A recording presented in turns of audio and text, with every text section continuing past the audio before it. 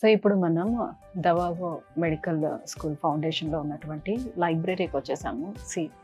Library ఎంత పెద్దదిగా ఉందో చూడండి. అండ్ మోర్ ఓవర్ నేను చిన్నగా ఎందుకు మాట్లాడుతున్నానంటే ఇక్కడంతా కూడా పిన్ డ్రాప్ సైలెన్స్ మెయింటైన్ చేయాల్సి ఉంటుంది అనమాట. అసలు నిజంగా పిన్ డ్రాప్ అంటే అంతే సైలెన్స్ ఇక్కడ ఉందన్నమాట.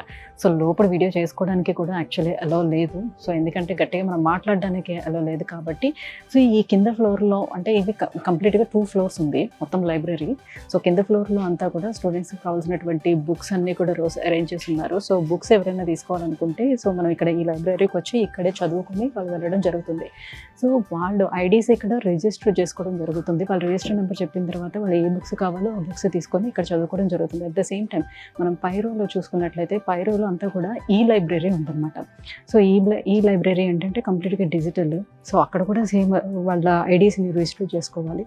సో వాళ్ళకి కావాల్సినటువంటి ఇన్ఫర్మేషన్ అక్కడ తీసుకోవచ్చు. ఇంకా గుడ్ థింగ్ ఏంటంటే ఎక్కడైనా సరే లైబ్రరీస్లోనే ఓన్లీ ఫర్ బుక్స్ అండ్ ఈ లైబ్రరీస్ మాత్రమే అవైలబుల్ ఉంటాయి.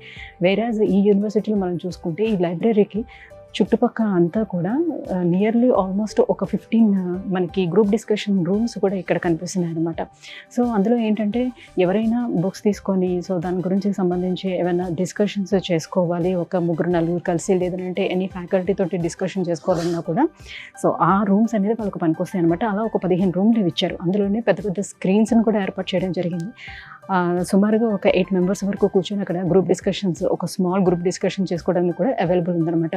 రియల్లీ అద్భుతం అని చెప్పాలి. ఇప్పటి వరకు చూసినటువంటి యూనివర్సిటీలోనే ఈ లైబ్రరీ అయితే చాలా ఆసమ్గా కనిపిస్తుంది. అండ్ మోర్ ఓవర్ డిసిప్లైన్ అంటే డిసిప్లైన్కి మారుపేరుగా చెప్పుకోవాలి యూనివర్సిటీ. సో అన్నీ పర్ఫెక్ట్గా ఫాలో అవుతున్నాయి.